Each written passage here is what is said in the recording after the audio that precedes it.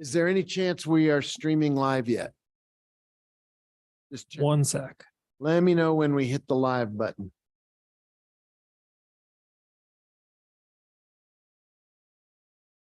Mayor, we are live. Beautiful, thank you. In that case, a little bit past our 5 o'clock start time. 5:11, I will gavel us into order for the evening meeting of the October 11th regular meeting of the governing body. And I will ask for Councilwoman Villarreal to lead us in the Pledge of Allegiance, Councilor Michael Garcia to lead us in the salute to the New Mexico flag, and then Councilor Rivera, please, sir, if you would lead us in invocation and remembrance. Please stand if you are able.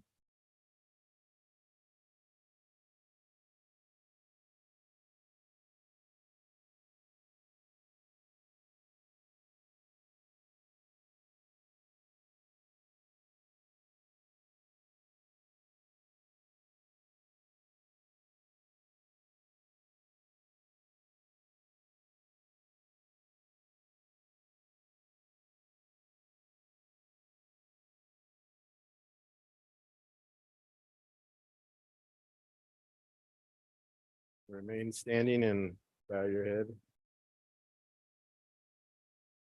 Lord, we come together and we pray today for the craziness going on in this world, the wars that are happening, the innocent people that are being killed on a daily basis. We pray for their families, for them, for their countries, for their military, that we can find a quick peace in everything that is happening, and we just pray for those people right now.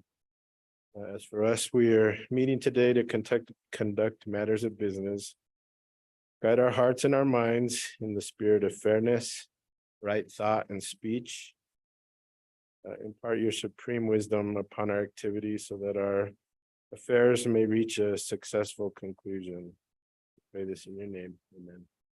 Thank you, Counselor. Are there folks who wish to be calling people to mind? Counselor Lindell. Thank you, Mayor. Anyone that's been around Santa Fe for any amount of time and served on any kind of, worked on any kind of land use or development would know the name Subi Bowden. I know for sure when Councilor Villarreal and I were on the planning commission together, we heard from Subi lots of times. And she always brought a fresh perspective. Subi was somebody that I really admired because you could have a terrific disagreement with her and then walk downtown and have a nice time. She was civil, she was gracious, she was talented, and more than anything that stands out for me is Subi was extremely enthusiastic about Santa Fe. So we've lost a great pal in Subi, and she's been called to her greater reward. So send her off with a fond farewell. Thank you. Others? Councilwoman. Thank you, Mayor. I'd also like to recognize the life and contributions of Subi Bowden, and it's a great loss for our community. She was such an integral part to community development in a smart way. And I think the loss is going to be felt by a lot of different circles that she was part of. I also knew her in kind of the social music, live music and dancing scene. She was aficionada with that, and just always seeing her light up with live music and dance was a beautiful thing, and she'll be missed greatly. But we know the contributions that she made, especially on the rail yard and other projects, that they'll be they will go into history having her mark on it, and just wanting to recognize that. Thank you. Councilor Cass. Thank you so much, Mr. Mayor. I do just want to take a moment to recognize the many Israeli and Palestinian civilians who have been killed over the last couple days. I have many friends whose families are missing or in danger or did not make it. And distant family of my own who they are currently in shelter outside of Tel Aviv. And I know so much of the world is hurting. And so just wanting to take a moment to send out our prayers for peace for this awful, horrendous situation that seems to never have an end, but we will continue to hope and work towards it. Thank you. I also want to send my condolences for the loss of Subi. She was a very, very larger than life person in Santa Fe and contributed so much. We lost Diane Pick as well, which is a serious loss to our whole community, but wonderful contributor to Santa Fe and all things civic. I learned today that Melanie Stansbury lost her mother, Sunny Evelyn Berkland. Think of Congresswoman and her family. And then a friend of mine who was a radio personality and the voice of veterans in Santa Fe, Chuck Zobak, suddenly passed away as well. And it's been a hard week on top of international affairs and tragedies of people raining down death on each other here in Santa Fe, to lose some of our really fine, upstanding contributors and family members is a hard thing to do. So I'll take a minute, keep these people in our hearts and our hopes for peace and cessation of hostilities everywhere in the world, the Middle East and Ukraine and elsewhere. Try to bring some sense and order and peace to the lives of everyone in this suffering time. Take a minute and just give some thought to how we can leave the world a better place, and thank the people who made their contribution on our behalf.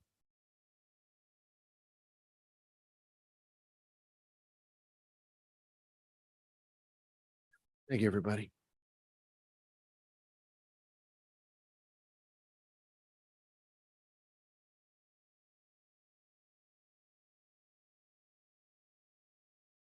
Councilman Villarreal is sharing her. Madam Clerk, could you please call the roll? Sure, Mayor. Counselor Cassett. Here. Counselor Travis. Here. Counselor Lee Garcia. Here. Counselor Michael Garcia. Present. Counselor Lindell. Here. Counselor Rivera. Counselor Romero Worth. I'm here. Councilwoman Villarreal. Present. Mayor Weber. Present. You have a quorum. Thank you. Are there any changes, Madam Clerk, to the agenda as it has been brought forward? No, Mayor. In that case, can I get a motion to approve the agenda? So moved. Second. You call the roll on the agenda. Counselor Cassett. Yes. Counselor Travis. Yes. Counselor Lee Garcia. Yes. Counselor Michael Garcia. Yes. Counselor Lindell. Counselor Rivera. Yes. Counselor Romero Worth. Yes. Councilwoman Villarreal. Yes. Mayor Weber. Yes, Motion passed. thank you. And now, are there changes to the consent agenda at this time? Counselor Michael Garcia. Thank you, Mr. Mayor. I'd like to remove item F for a matter of recusal. No staff input needed. Yes, sir. Item F for recusal purposes. Are there others? In which case, No, Mayor. okay, thank you. I would entertain a motion to approve the consent agenda as amended. So moved. Is there discussion? Madam Clerk, please call the roll on that motion. Sure, Mayor. Counselor Travis. Yes. Counselor Lee Garcia. Yes. Counselor Michael Garcia. Yes. Counselor Lindell. Counselor Rivera. Yes. Counselor Romero Worth. Yes. Councilwoman Villarreal. Yes. Counselor Cassett. Yes. Mayor Weber, Yes. motion passed. Thank you very much. So, Madam Clerk, we go to, I believe the next item on the agenda is 8A. If you could read that out, and then we'll, I believe, bring in our director, our finance director by Zoom tonight, if that's possible. Sure, Mayor. So this is a presentation. It's an audit update and overview for Director Emily Oster. And I will let her in.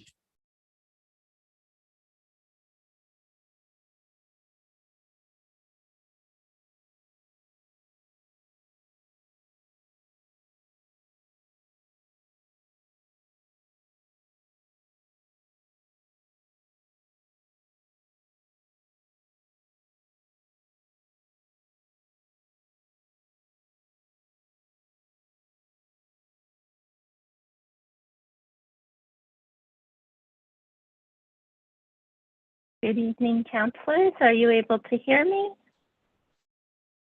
Yes, we can hear you and we can see you. Great. Good evening. Thank you so much for allowing me to appear by Zoom this evening. I am sorry that I can't be there with you in person tonight, but I'm grateful to have the opportunity to join you by Zoom. Regarding the audits, I am happy to report that work is continuing. I really want to reiterate that I believe that we have the right team in place, and I see that the work is getting done. It is taking time to get caught up, but we're getting there. We had a helpful meeting with Carr Riggs Ingram and Clifton Larson Allen on Friday of last week and prioritized a couple of items, which the team has jumped right on this week, working with the utilities group to wrap up FY23 cash receipts and then miscellaneous other items. But the meeting with the leadership team was helpful, and we were able to quickly act to implement their suggestions that they provided to help us move as fast as possible towards completing the FY22 and FY23 audits. We are continuing those weekly check-in meetings with Clifton Larson Allen, and then separately with both Clifton Larson Allen and Carr Riggs Ingram together.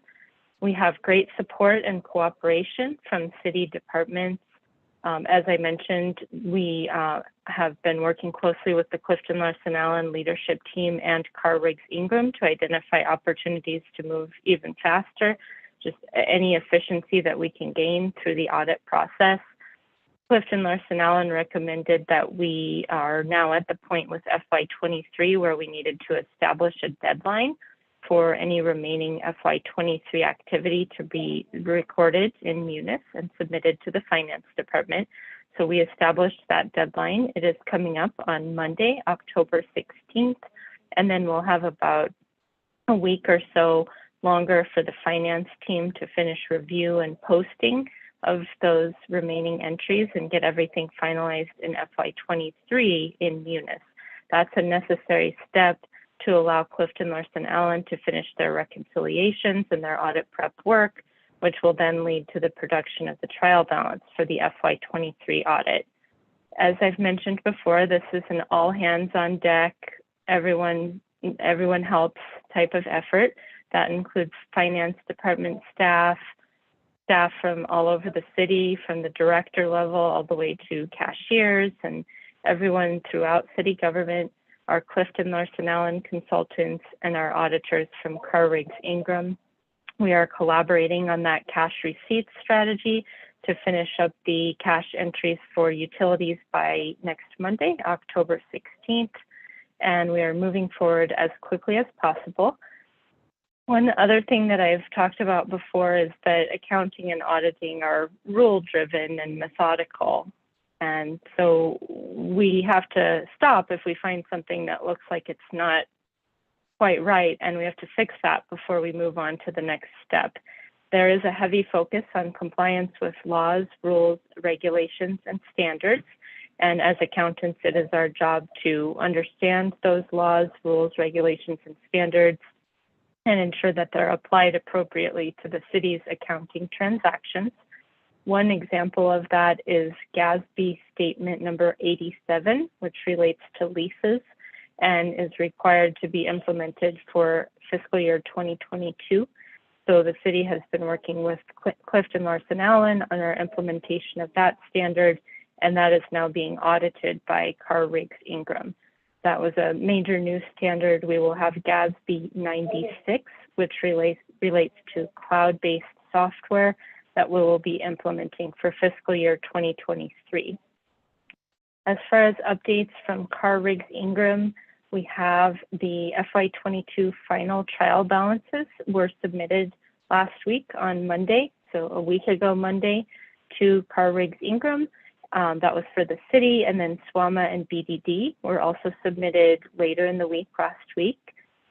Sample selections were pulled by CRI, Carr Riggs Ingram, and provided to the city, and city staff is working on gathering documentation and submitting it back to Carr Riggs Ingram for review. That's the normal process. It's an iterative process where we provide information.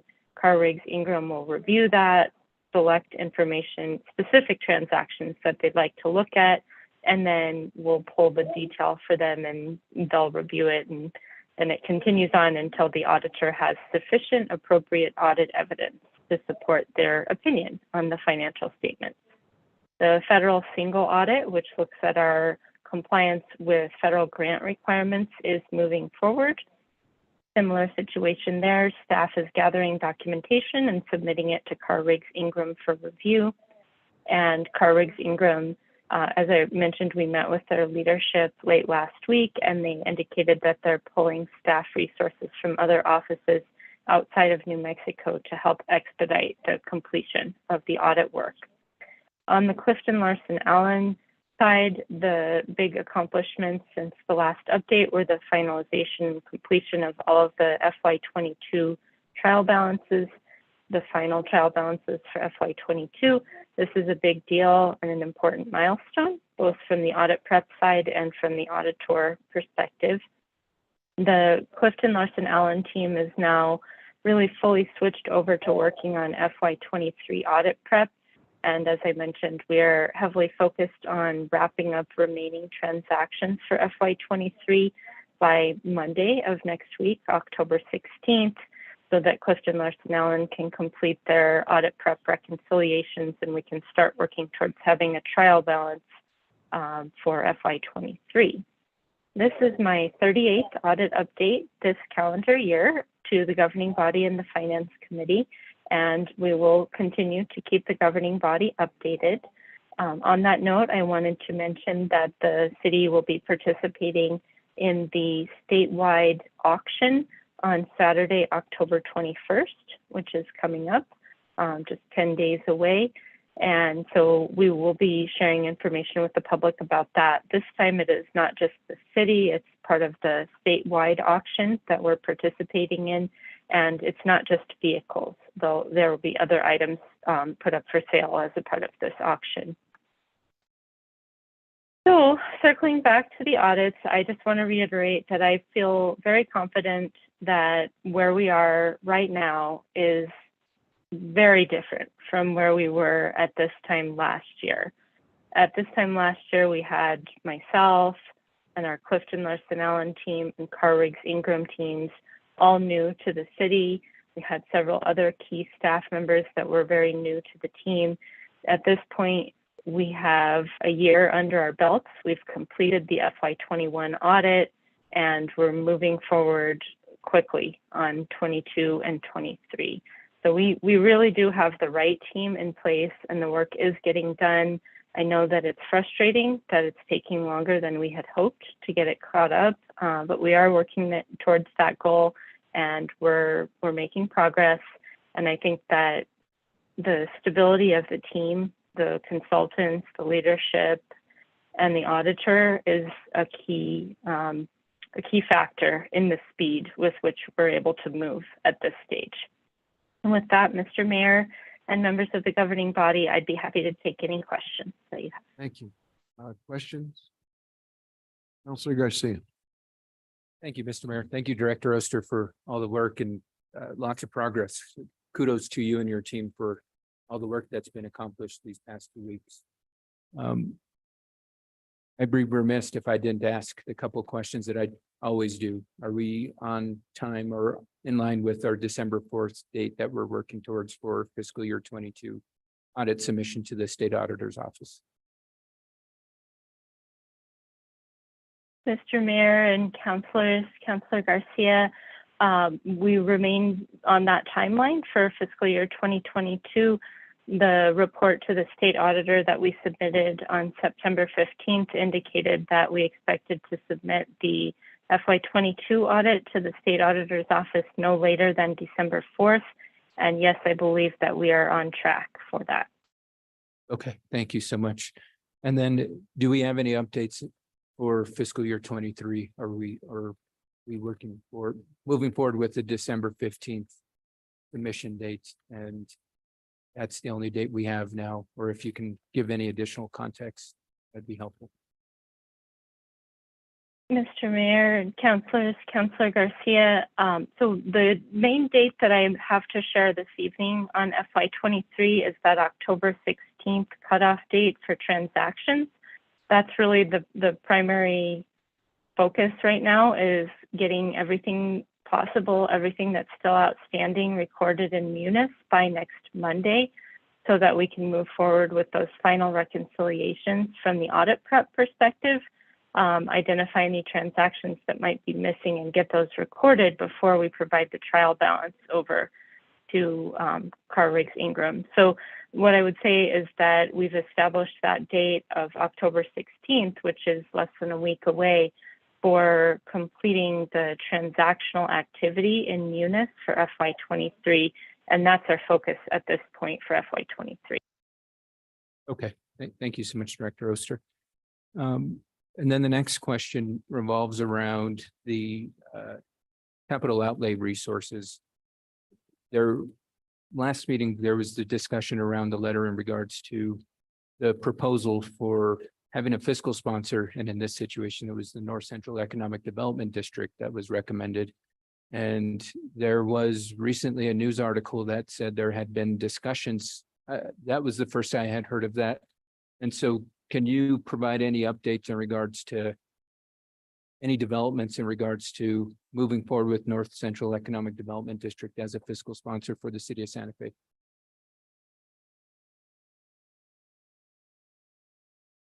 Mr. Mayor and councilors, Councilor Garcia, I can let you know that I did reach out to Monica Abeta to gather information about what services North Central Economic Development District provides as a fiscal agent, not just to the city of Santa Fe, but to other entities that they work with. And so Monica provided me with some information that is part of the city's fact-finding exploration that we're doing to gather information about how a fiscal agent agreement might work for the city. But at this point, that's all that we've done, is gathered information. Okay, thank you so much for that update. And then last meeting, this was mentioned as one potential path. I haven't been given any other paths. I know I had asked the city manager what other options we had for this. And so can you help me understand what other potential options we have for the capital outlay flowing to the city of Santa Fe? It's being withheld.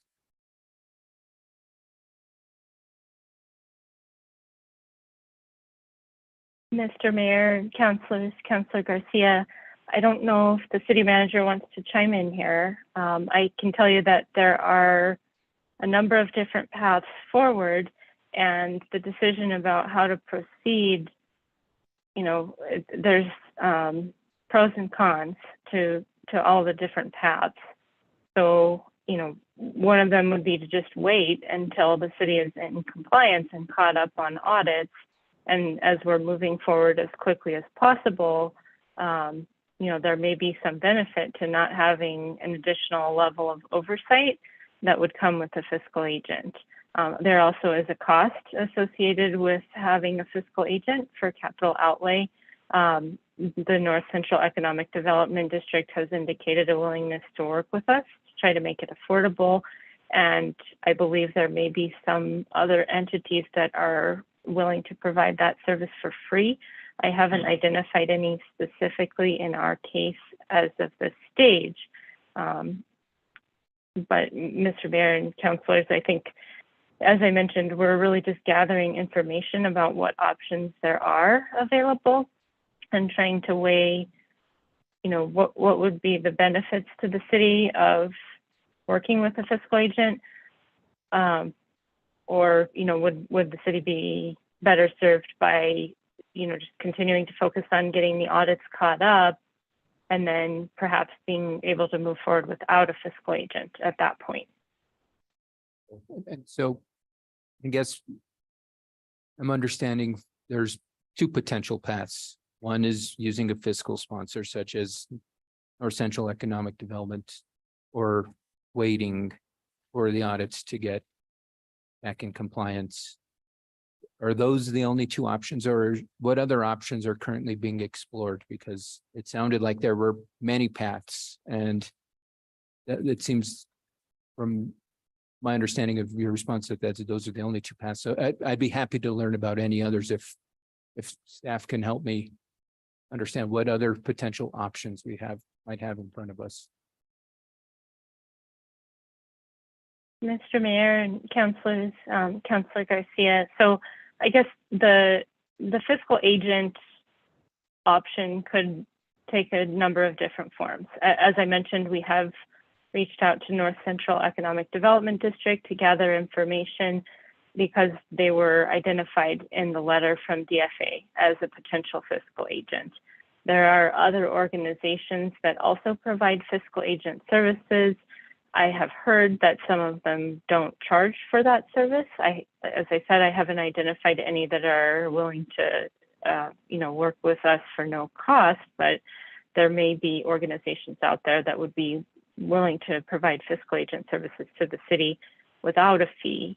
And then, you know, as I mentioned, there is a possibility that once we are fully compliant with the Audit Act and don't have any audits that are considered by the state auditor or DFA to be late or out of compliance, that we might be able to move forward with entering into grant agreements with the Department of Finance and Administration for those outstanding capital outlay appropriations directly without using a fiscal agent.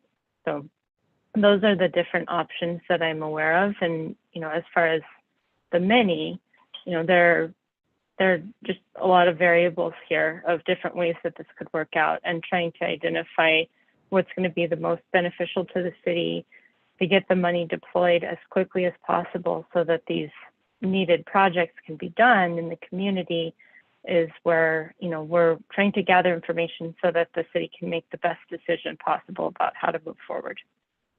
Okay, thank you, Director Oster. Really appreciate that clarification.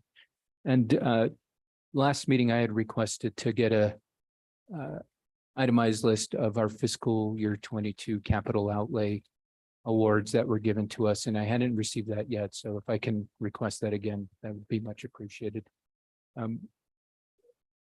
In closing, I just want to thank you for all the due diligence and effort that you and the internal audit team and our external audit team are working to bring us into compliance. That your update clearly shows that we're making some progress.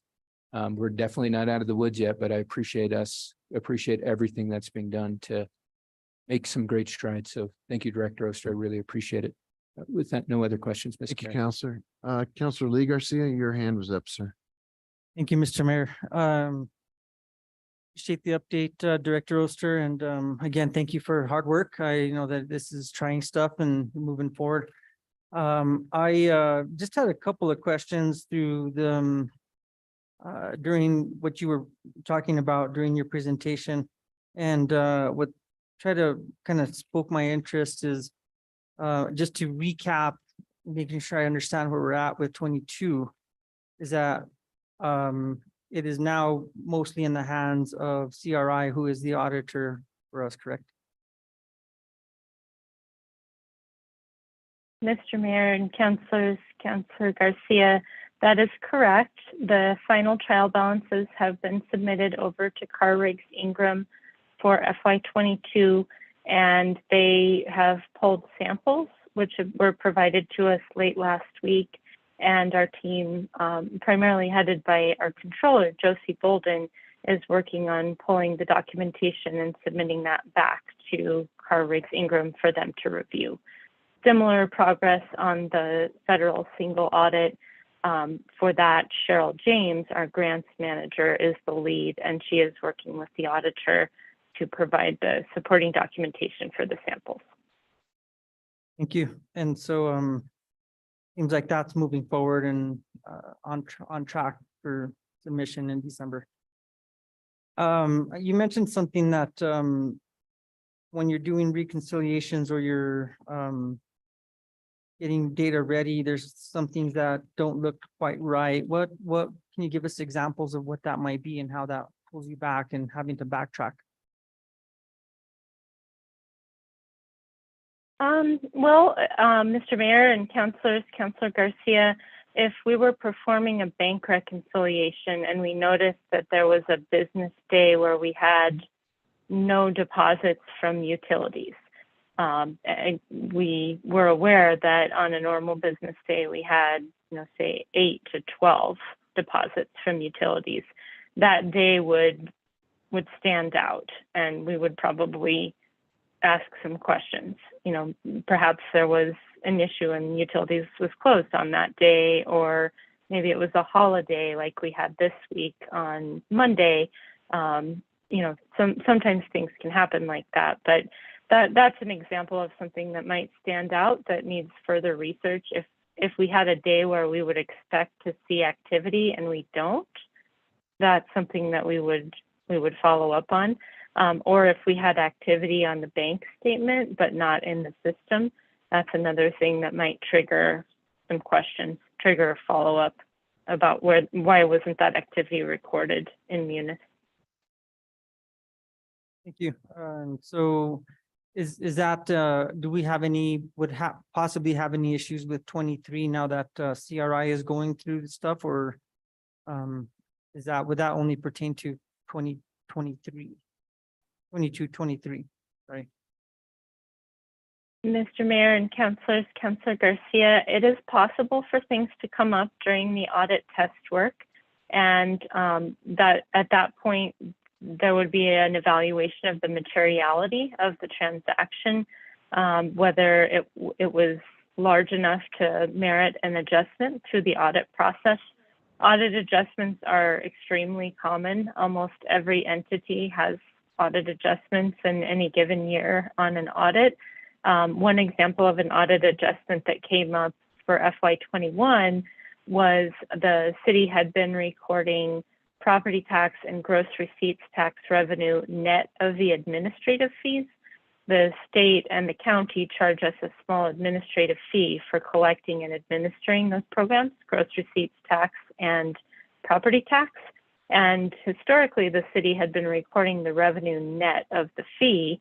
Under generally accepted accounting principles, we needed to record the revenue gross and then record the admin fee as a separate expense.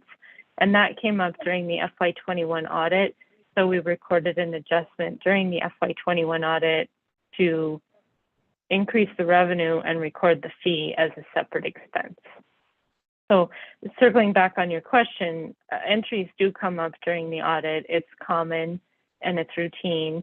And as long as there's not a disagreement between management and the auditor, it usually goes very smoothly and it gets recorded in the trial balance by the auditors as an audit adjustment. Now, we do take responsibility for that entry and for the correctness of it. So when I signed the management representation letter for the city at the end of the audit, I'm accepting responsibility for any entries that have come up like that during the course of the audit. Thank you for that. Last thing I just have is, given that we are working with our transactions, you said our cutoff date is now in 10/16 for transactions. Is that correct? For fiscal year 23. Mr. Mayor and councilors, Councilor Garcia, yes, and I want to clarify that that 10/16 date is for FY 23 period 13. So we did close periods 1 through 12. We stopped activity to periods 1 through 12 back in July. Period 13 is an adjustment period that basically exists in the system for adjustments and transactions that weren't recorded timely. So we did close periods 1 through 12, the regular periods associated with each month of the fiscal year back in July. But we've kept period 13 open for any adjustments that needed to be made. And now we've established the date of Monday, October 16th for closing period 13 of FY 23. Thank you. And we're looking to be on target for that. Mr. Mayor, councilors, Councilor Garcia, yes, I think for some departments, it's kind of a non-issue. They've been done since July. For others, there's more work to do. For the folks that are needing more support, we have our Clifton Larson Allen consulting team assisting, and we're really pushing. We also have the support of the directors. John Dupuis from the Utilities Division has been extremely responsive, as has his whole team. Nancy Jimenez and Stephen Morales and the whole team in utility billing has been very responsive. They understand the need to get these transactions in, and I think they're working as fast as they can. They want to get this complete so that they can focus on FY 24 as well. Thank you. And I guess, the questions that I've had are just kind of for my own purposes to kind of identify and dig where we are. And obviously we have some target dates that have been that we're shooting for. And I think I've asked in the past where we 50% done, 75% done, and I know that's a hard answer to give. But just for my own purposes to kind of see where we are along the process on both audits and he must be submitted. Also a concern for money being withheld and things of that nature, and that's just where we're at. So no further questions, Mr. Mayor. Very good. Thank you. Others? Councilor Garcia, part 2. Sorry, Mr. Mayor, I had one that I forgot to ask, and it was regarding the trial balance. And so Director Oster, you had mentioned that the fiscal year 22 trial balance is being closed out now, and for fiscal year 23, you're going to you're getting ready to submit it. Fiscal year 22, you're submitting to the auditors. Fiscal year 23, you're kind of have the deadline to have everything submitted by the middle October.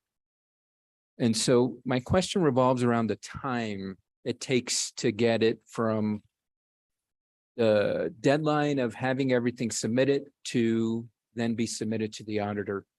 So let's focus on 22. When did we have the deadline for 22 that we have for 23? That's the October 16th deadline. When do we complete that process? And what I'm trying to understand is how long it took for us to complete that trial balance and get it submitted over to the auditors.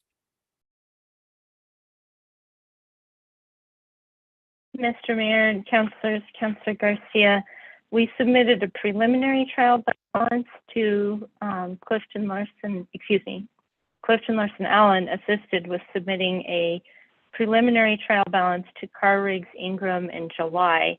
I don't have the exact date in front of me. I believe it was around the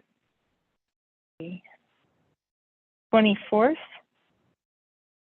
It was a Monday, so I believe it was the 24th of July that we submitted the preliminary trial balance for FY 22 to Carr Riggs Ingram, and then the final trial balances for the city, BDD, and SWAMA for FY 22 were submitted to Carr Riggs Ingram on Monday, October 2nd. Okay. And so that was roughly, let's just say 2 months, because you've got August and September and some change, 2 months in a week. Are we submitting the preliminary trial balance to our Riggs and Ingram on the 15th.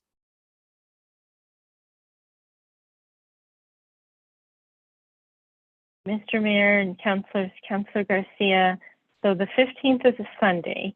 The 16th is our deadline for departments to finalize their entries in Munis.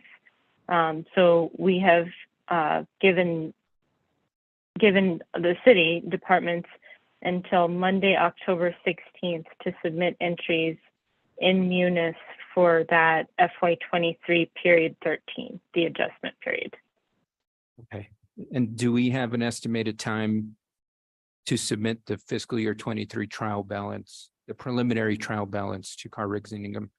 And what I guess what I'm trying to get is the timeline. Are we quicker with this? Are these trial balances and being compiled quicker each time, or is it consistently that from the because I haven't even factored in the work that goes in before the preliminary trial balance, the time period between the preliminary trial balance and the trial balance being submitted.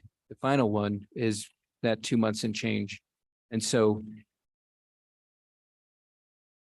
what I'm really trying to figure out is that sufficient time to ultimately meet that December 15th deadline, given October 16th, we're not going to have the preliminary trial balance completed. Am I correct in that understanding? Mr. Mayor and councilors, Councilor Garcia, the October 16th deadline is for the departments to submit the last of their FY23 period 13 entries to the finance department. There may be some that require revision or updates after review by the finance department and by our contractors at Clifton North and Allen. Okay, so Mr. I Mayor, don't, or May I interrupt, Counselor? Sure. Mr. Mayor, Counselor Garcia, to answer, I think part of the question that was in there, we are getting faster.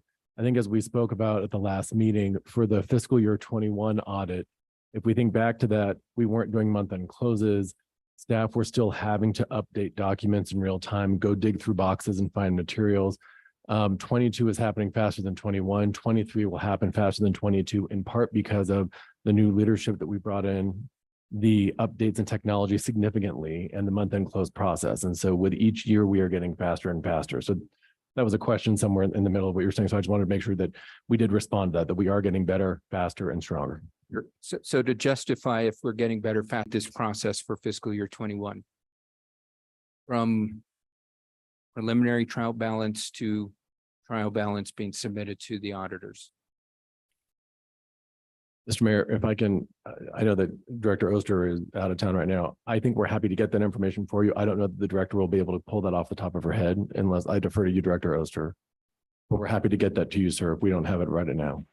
Sure. And the only reason Mr. I ask is to have that justification that we are moving faster, because we can say it, but until the data shows that it took us X amount of time in fiscal year 21, we've now demonstrated that period from preliminary to final submission to the auditors took us roughly 2 months.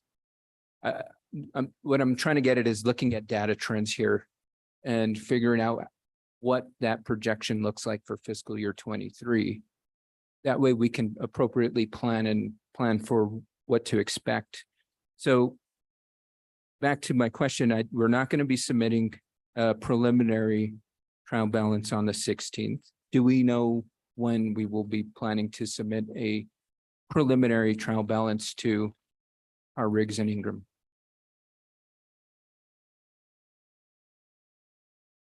Mr. Mayor and councilors, Councilor Garcia, we're really just trying to get everything into Munis for FY23 at this point. That's a necessary step towards getting that preliminary trial balance complete. So the date that we're focused on right now is Monday, October 16th, to ensure that all of the transactions are recorded in Munis. That has to happen before we can move on to the trial balance. Okay. And would that be the reconciliation kind of component, or? Yes, Mr. Mayor and Councilors, Councilor Garcia, after we've closed period 13 for FY23, Clifton Larson Allen will be able to complete their final reconciliations, which will be the audit support work papers, and that will allow us to prepare the preliminary trial balance for FY23. Okay, thank you. And I think that's kind of what my understanding was from our last meeting was we're making strides by having month-end closeouts, but the reconciliation is really the biggest part of the lift of it, because the way I look at it is your monthly checkbook, you close your checkbook and you stop writing checks for that month. But the reconciliation is when you begin to balance out your checkbook and make sure your numbers are good. And that is one of the most critical components of the process. And so if we can get a date given to us regards to when we expect the preliminary trial balance to be completed, that would be fantastic. And then, as the city manager said, we probably don't have the info on immediately handy, how long that process took us from preliminary submission to the CRI of the preliminary submission of the trial balance to the final submission. What did that time frame look like? Was it the 2 months that we're seeing for fiscal year 22? Was it longer? Was it shorter? That's just data that helps me understand the process and how the process is working and where it might be working and where it's not working. So thank you, Director Oster, for helping me understand that the trial balance portion. That was the question I forgot to add. Thank you. Thank you. Councilor Merrill. Thank you, Mr. Mayor. I can appreciate these questions, which I think are trying to drive at, are we going to make the deadline? And I guess I'd like to better understand, every audit is different. And maybe you could speak to that. It depends on what kinds of and you did speak to it earlier in the sense that you are heavily accounting and auditing. There's a lot of, you characterize them, laws, rules, regulations, and standards, which you have to follow to a T. And you talked about if you have any kind of road bump, hiccup, issue, whatever you want to call it, that causes you to have to stop and go back and resolve that before you can go forward. And so maybe I think if you could just generally speak to the fact that I'm a little bit concerned about you spending a whole bunch of time on audits and the data of when did you submit this, and then how much time did it take to get to that point? Because I think every audit is different. The issues you face in every year are slightly different. And so I'm not sure it's going to tell us anything. And I think the underlying question is, are we going to make the deadline? But at this moment, you don't really know. And maybe you could just speak broadly to those two items, that every audit is different. You are highly regulated. And at this moment, it's hard to know whether FY23 will act like FY22 or FY22 will act like FY21.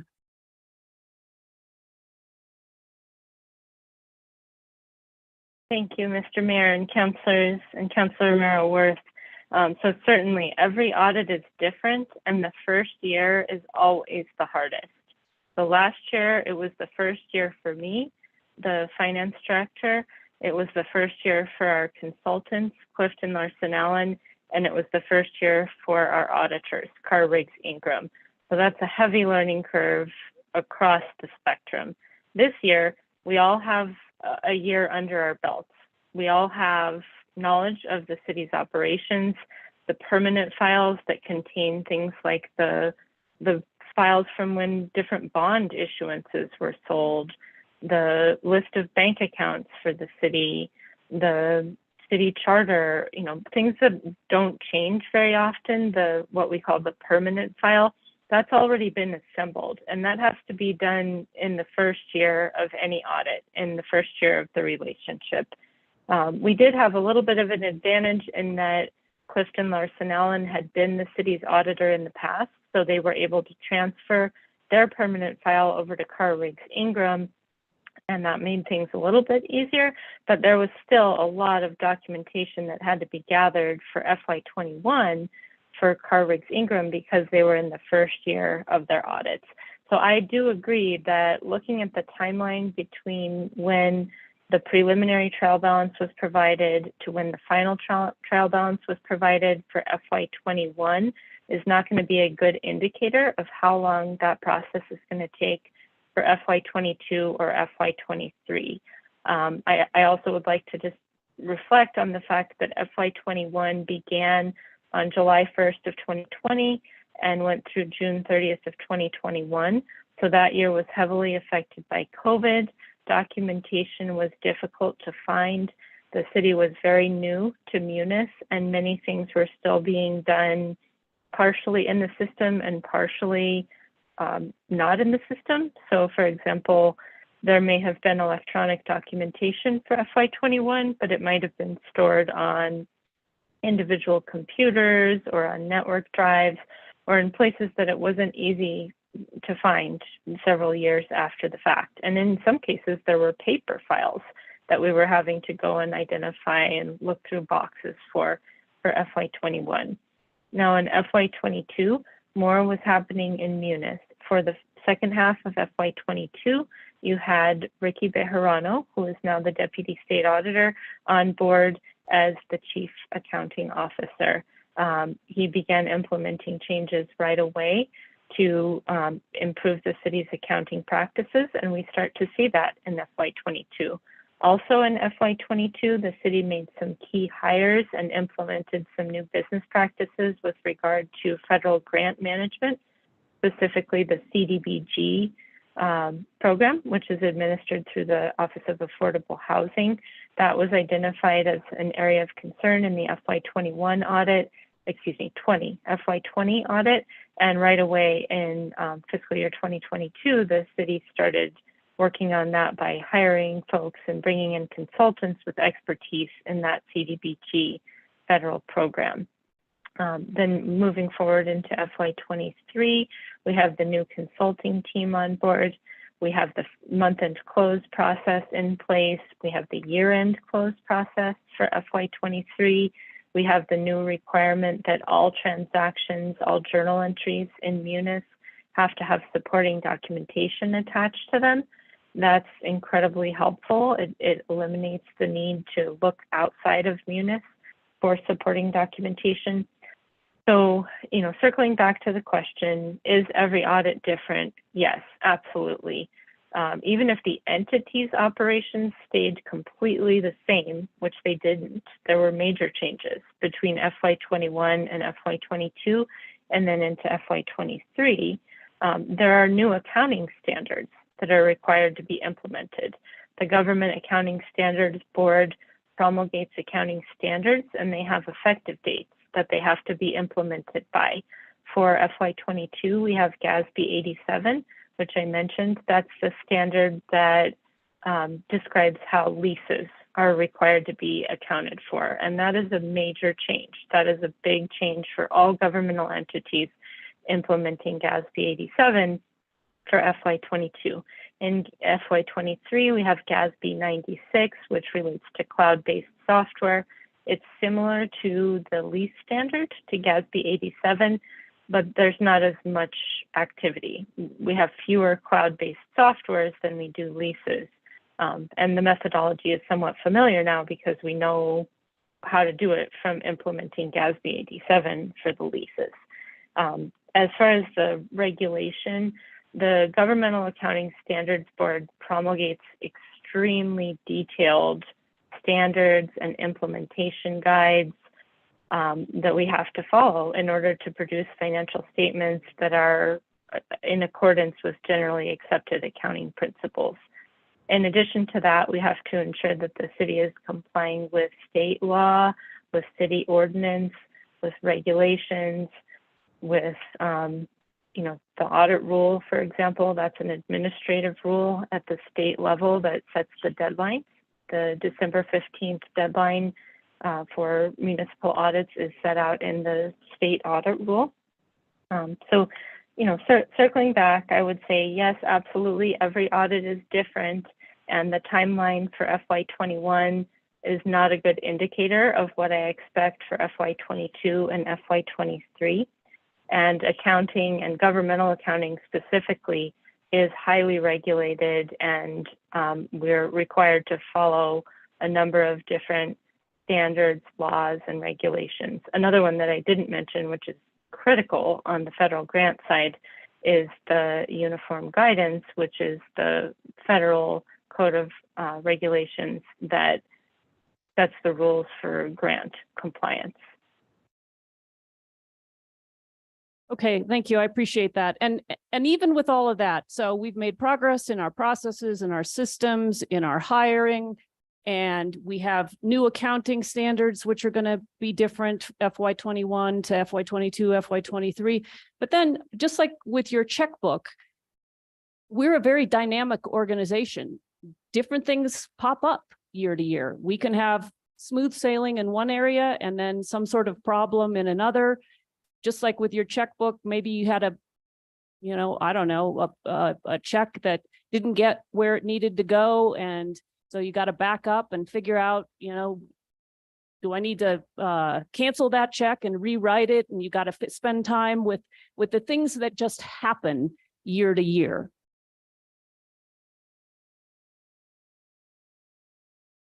Mr. Mayor and councilors, Councilor Romero-Worth, that's absolutely true. There were changes that affected the city's accounting practices between FY21, FY22, and FY23. Trying to think of an example there. In FY22, the city refunded bonds, so it restructured some of its debt, and that has to be recorded appropriately in the financial statements. Yeah, great example. Okay, I guess I just want to say, I don't want you spending a lot of time writing memos about past years and when something was submitted and when it wasn't. I think what I want to see you doing is continuing to do the work of getting these audits in. I know that you will communicate to us when you have a better sense of, you're here, you're at finance, every single finance meeting, you are a governing body, every single governing body meeting. I know when it becomes clear to you exactly when you will be submitting things, you will let us know.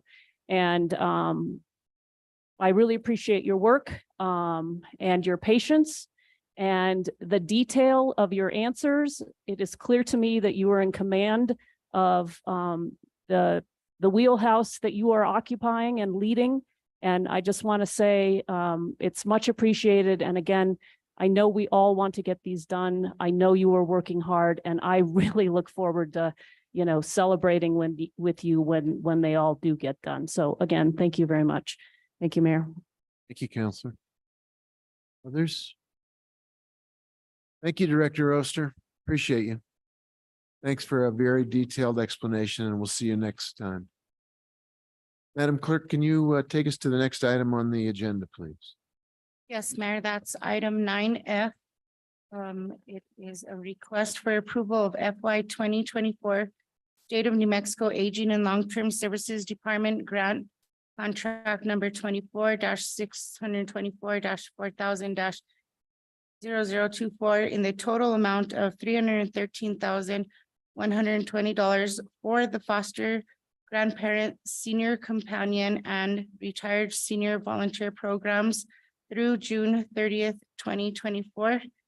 And this was removed by Councilor Michael Garcia to recuse himself. Counselor Garcia, sir. Thank you, Mr. Mayor. I'd like to recuse myself from this item as I work for the federal agency that administers these volunteer programs. Thank you for identifying that. We'll let you exit the room.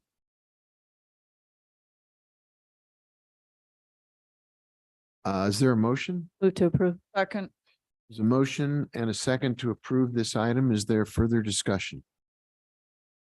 Madam Clerk, would you call the roll, please? Yes, Mayor. Councilor Lee Garcia, Yes. Councilor Lindell, Yes. Councilor Rivera, Councilor Romero-Worth, Yes. Councilwoman Villarreal, Yes. Councilor Cassett, Yes. Councilor Chavez. Yes. Mayor Weber, Yes. motion passes. Thank you. Mr. Blair will bring Counselor Garcia back in from the cold. And while he does, Madam Clerk, can you take us to the next item, please? Certainly, Mayor, that is going to be item 10A. This is a request for approval of the impact fee credit agreement with Via Sendero LLC for the construction of a traffic signal at Richards Avenue and Beckner Road, which authorizes $336,814 of impact fee credit escrow funds plus reimbursement of up to $669,186 of in-kind costs for a total project cost of $1,006,000, and a request for approval of a budget adjustment resolution to allocate $1,006,000 of road impact fees to Complete Streets WIP construction for the construction of a traffic signal at the intersection of Richards Avenue and Beckner Road. And Director Regina Wheeler is here. Thank you. Let me entertain a motion to get started. Second. Okay, we're approving 10A and A. With that, Director Wheeler, do you want to give us a overview of what this request is about, please? And then we'll entertain questions. Thank you so much, Mayor and councilors, for having us here tonight with this item. And I also have here Leroy Pacheco, who's been managing this project for us since he represents Complete Streets at the design review process and land use. So he's been managing this for a couple of years, actually, since it first became a planning commission requirement of the Villa Sendero development.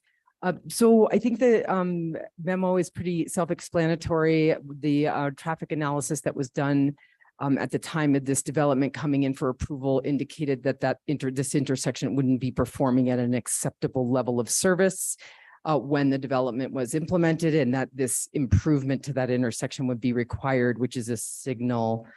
And so now at the time, soon thereafter, about a year later, there was an impact-free escrow agreement entered into between the city and the developer wherein the escrow fees that were due for the development were put into escrow. And now this is the second step in the process where we received an estimate from the developer for the cost of the signal. And then we create the impact fee credit agreement to allow the city and the developer to work together to get that signal implemented as necessary for public safety. It's a really important improvement for the area. You might remember, and many of you might have had constituent concerns come to you about the performance of that intersection even before the additional development. And so it is a serious public safety issue, and it will really enhance the quality of life in that part of the community to actually have a signalized intersection there. And I think that's an overview. Thank you. I'll entertain questions. Councilwoman Villarreal. Thank you, Mayor. Thank you for the presentation and information. I was curious about if the developer is making any contribution to the signal light infrastructure. So we are crediting them through our impact fees, which is what they're there for. And I'm just also wondering if they're contributing to this particular infrastructure. Mayor, councilors, I believe the agreement from the very beginning was that the impact fees would be used against the cost of the improvement, and that the city would cover additional costs. And they're actually allowed to be reimbursed for design, legal fees.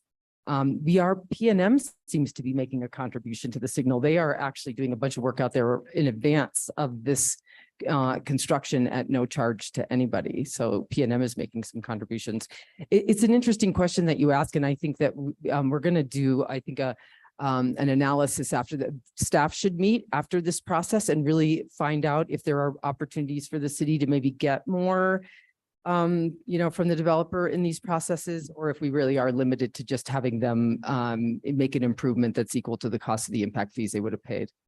Yeah, I'd like us to explore that because it is a pretty hefty amount to do this. And if you're putting in a development, you should also think about the needs of road impact, et cetera. And putting in a signal is important. but it's also expensive. So if there's other infrastructure requirements we can put in to that. I don't know if it's in the agreement or other kind of packaging of it, that I would like to consider that. So that we don't have to do it after the fact later on, and then the city will be required to fit the bill. So I'd like us to explore that in this case, and then in future instances where we're using impact fees and covering the escrow funds for certain development infrastructure requirements. So that's where I stand on that. Thank you. Thank you. Other comments and questions? Yes, Counselor Cassett. Thank you so much, Mr. Mayor. Thank you, Director Wheeler and Leroy. Nice to see you. So this intersection has caused a lot of, or this road closure, Beckner being closed for quite a long time, much longer than was initially estimated. I think that we first received an estimate that it would be open in January. It's now October. One, I understand that the developer was in charge of closing and making the updates, repairs to Beckner. What on earth took so long? Because this has been such a challenge for this part of the city. And then, of course, now the county has actually made closures in the same area. My constituents are at their wits' end at this point. So I would just like to understand what took so long and why didn't we have any leeway to make this move faster? Thank you for the question, Mayor, City Councilors, Councilor Cassett. We don't have control over private development, so I don't have any idea what the private developer was dealing with. I don't know. We did invite the developer to be here today, but they're not. So I'm sorry, I don't know if land use has any interaction with the developer. They are prepared to open that road soon, as they're done with their development portion. However, we are highly recommending the road stay closed, as it is not safe without the intersection, without the signalized intersection. And this construction, just to tell you the bad news right out, is going to take 6 to 8 months for the signal construction. So we're looking at another 6 to 8 months before Beckner is going to be reopened. That's correct. That's 4 to 6 months to get the equipment and about 2 months to install it. Just Beckner and Richards, or the entire stretch of Beckner? Could they go east on Beckner instead? Beckner will be closed, is my understanding. Maybe Leroy could help us.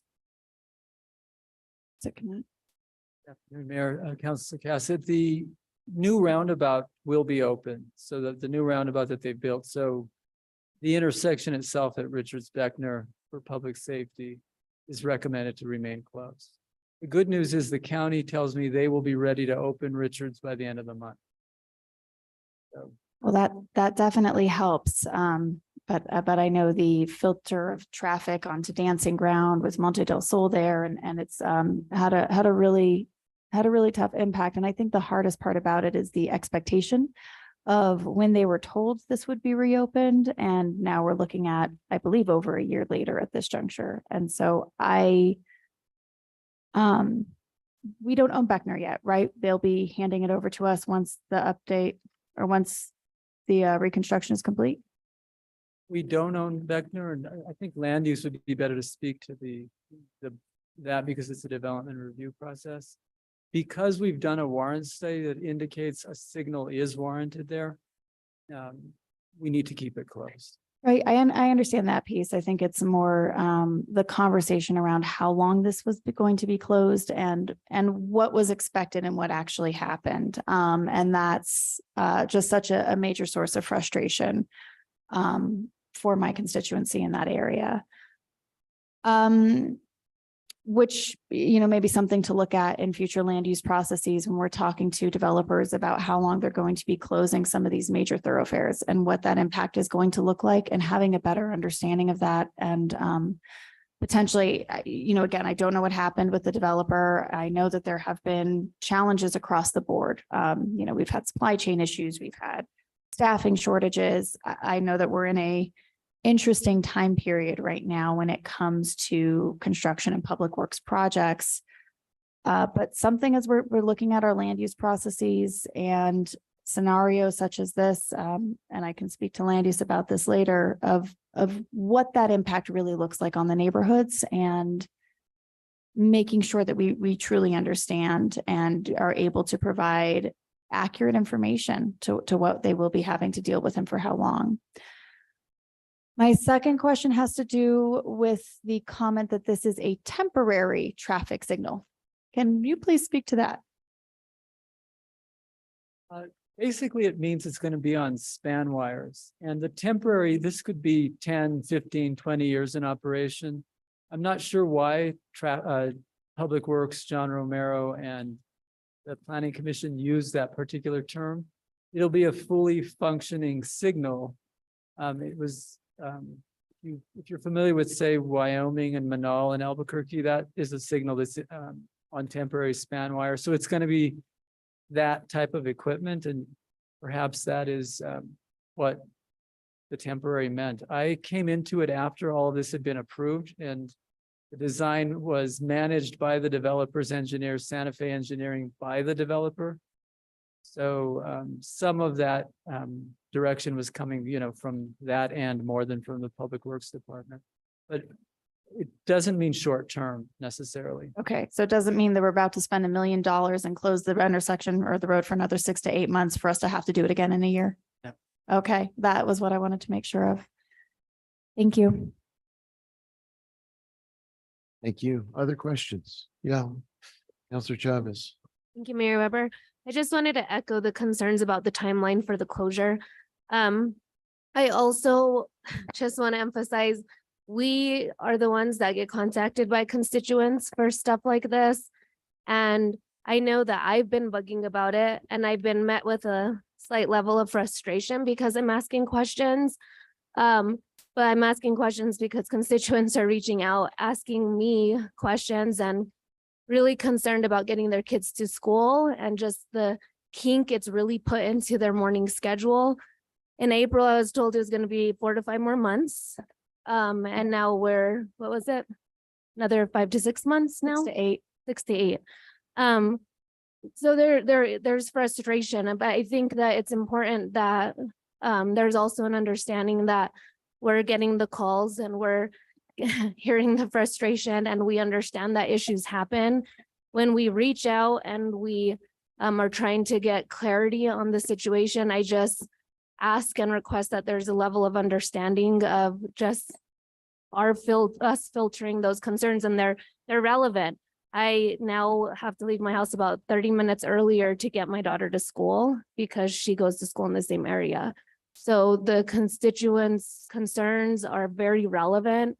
We're trying our best. I know Councilor Hassett and I are trying our best to, let them know that there's hope for an end and the road will be open soon. And it's good to hear that Richards will be open, hopefully by the end of the month, because they were wanting a solution, like, what do I do now? How do I get places?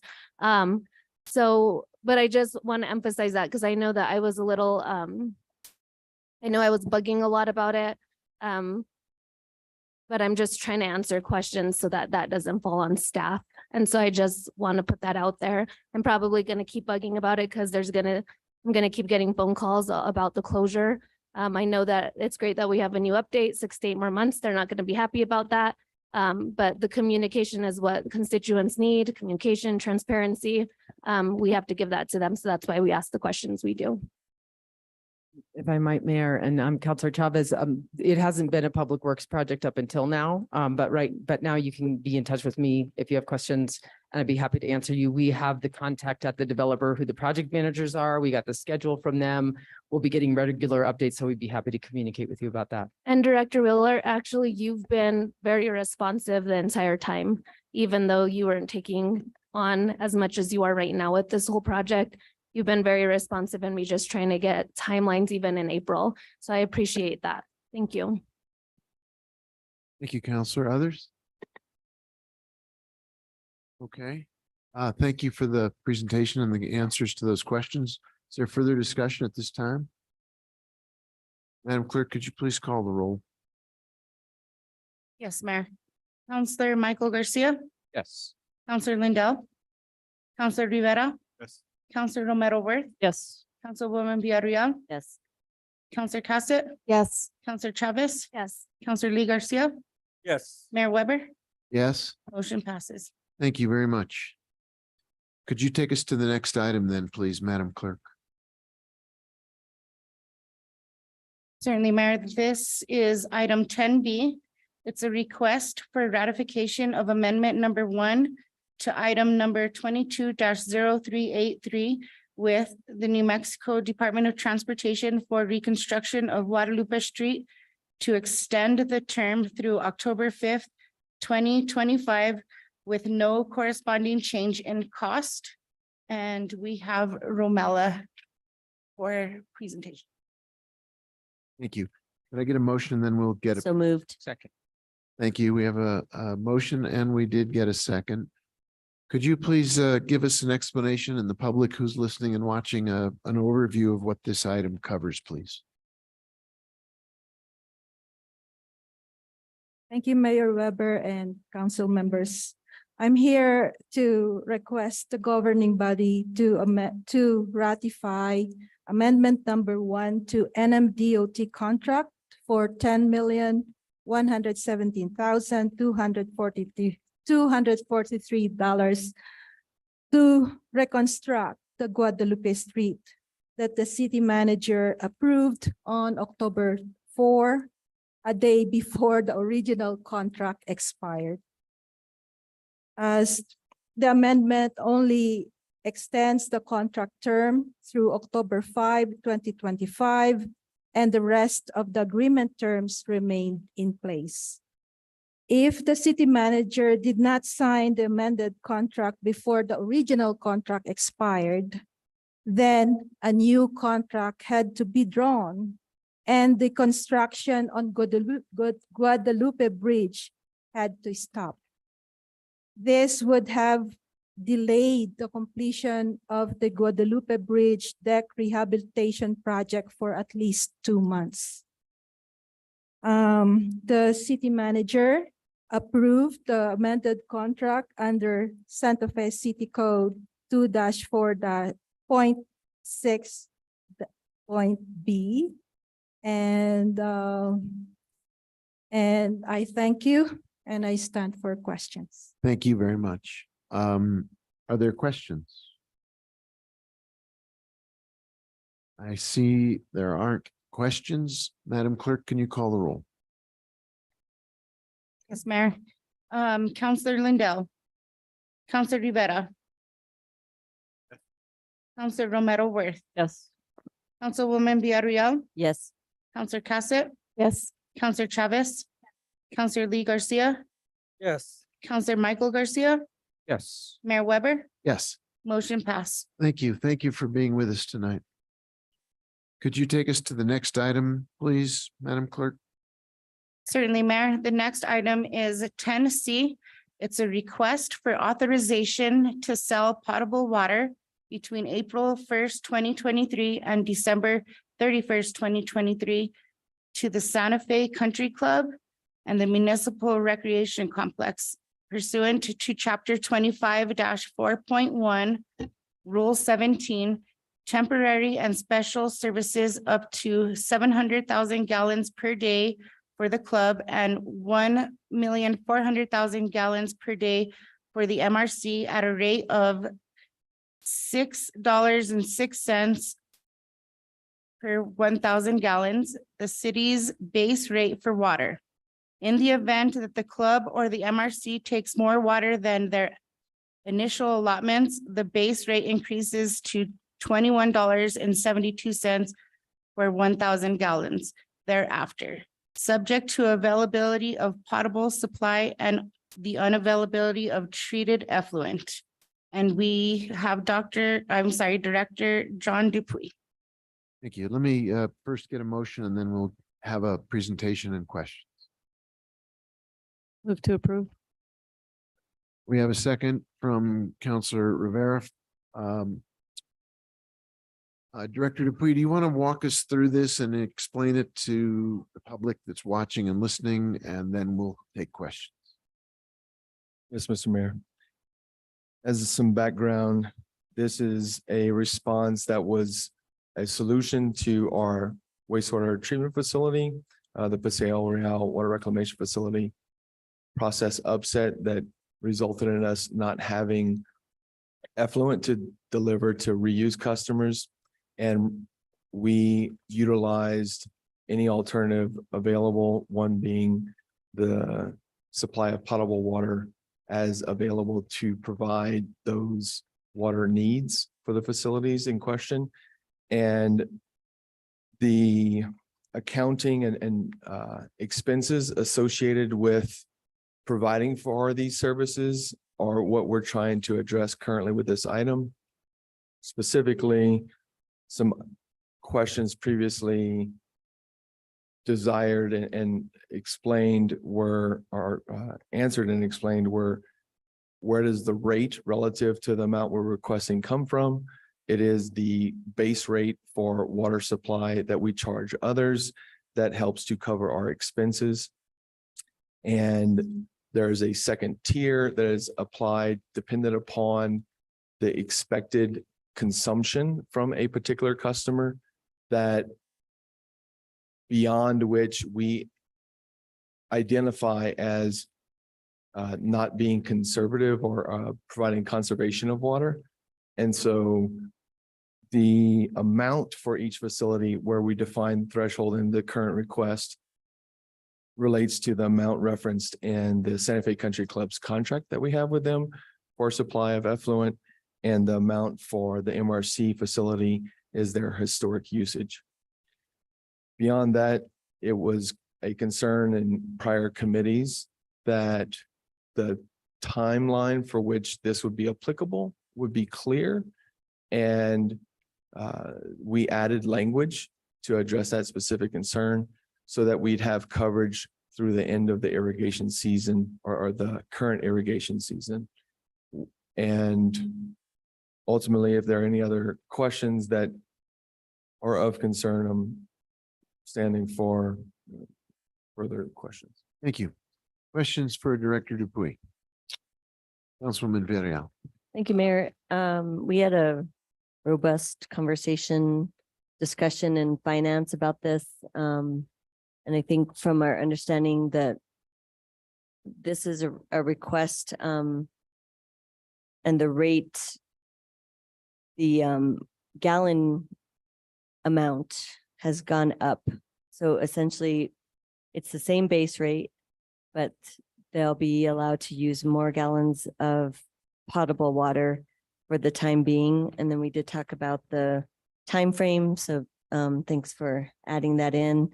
I think what I'm coming to a realization is even the way you cut this, when you're calculated, it appears that we're then providing that it will be cheaper to use potable water now with this agreement for irrigation of the Santa Fe Country Club and the MRC. Is that a correct assessment? Councilor Villarreal, that would not be a meaningful conclusion. Maybe cheaper than hauling the water from some other source that I'm not aware of.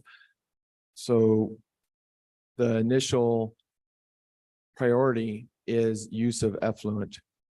And that is currently $3.03 per thousand as our standard, which is half of our expenses related to the potable water rate, our base rate. And so that's per ordinance that we've set it at that.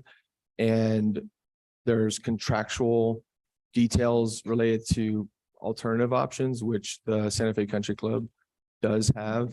And so that's a much cheaper amount than the potable water base rate. Got it. Yeah, I understand that the rate, but then I'm thinking about the amount. So what used to be, what did we say, 160 gallons is now increased to 700,000 gallons. And to me, that's a pretty hefty change. I guess I'm just hoping that that time frame will shorten, because we don't want, well, at least I don't want potable water to be irrigating our golf courses if we can avoid that. So But when you say irrigation, end of irrigation season of next year, or what time frame? Can you explain that a little bit further?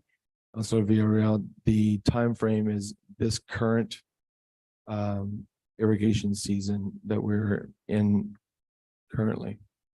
So that's about. when does It it- varies depending upon the weather and other circumstances. It often extends, it's late October, mid-November. And there's a process by which the customers work with the turf becoming dormant.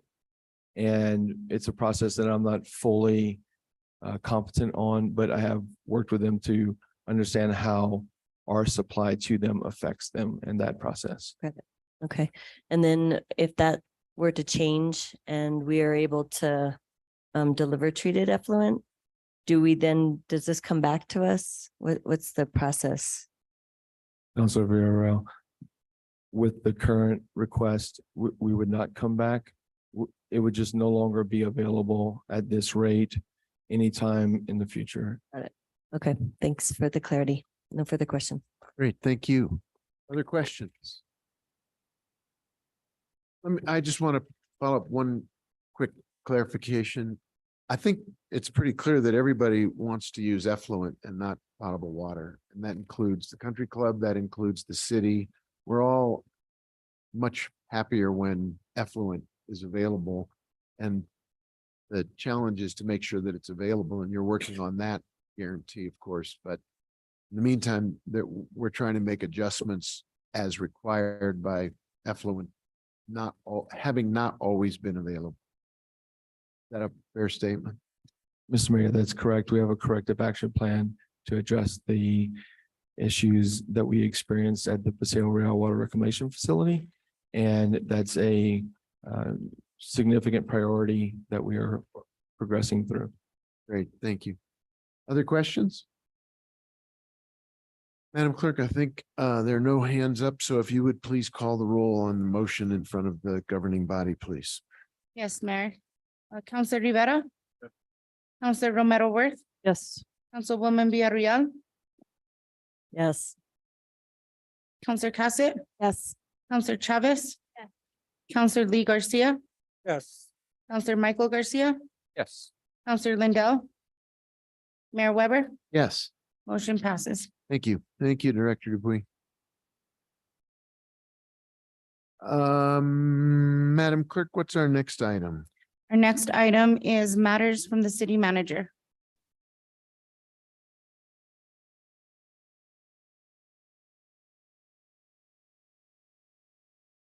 Good evening, Mr. Mayor, councilors. Hope you're all doing well. A number of items for you tonight. First of all, I'm going to ask this gentleman to stand in the background, but I want to introduce our new IT director, Eric Candelaria. Many of you were able to meet him earlier tonight. We'll make sure he gets around to say hi to everybody as well, but we are thrilled to have him on board. This is his first week here with us. Right before coming to the city, he was with Children, Youth and Families Department as an information technology operations manager. He's got a lot of experience in state government, and he's been able to jump in with both feet to the existing leadership IT team that we have is already incredibly strong. And so we couldn't be more grateful for him to join us, and look forward to you getting a chance to work with him more and learning more about him. Not here tonight, but again, many of you have been able to meet her, is the mayor's new executive assistant, Angie Brown. Angie comes to us with significant experience doing this sort of administrative work, having spent time as the executive assistant to the president at CNM and to the president at IAIA. And so she is in week 2, and we're already feeling the benefit of having her bring organization and structure to the work that we do in our executive office. So that's really great. Want to flag for you, not tonight, probably not next governing body meeting, but soon we will have a contract for you to approve as we continue forward with our internal auditing process. We're in contract negotiations right now with the vendor who's been selected. We can't make it public yet, but we're excited to continue on our work to improve the way in which city government works internally and how we serve our public. So we're really excited about that. Lots of kudos to throw out to city staff. First of all, want to flag how proud I am of Regina Wheeler and her team on the reopening of West Alameda. A real disservice has been done by suggesting this was a mere repaving of a road. And I know that many of you, I think, were able to attend the ribbon cutting a few weeks ago, but this was a significant public works project. I hope anyone who's watching or listening makes it a point to walk by and look at the extraordinary work that's been done. And I couldn't be more proud of the team to get that open. We had a utility issue yesterday that required us to close the lane, but traffic was still able to flow. But we are just incredibly proud of the project, and congratulations to the whole team who did that. Over the last few weeks, the opening of the historic train depot and the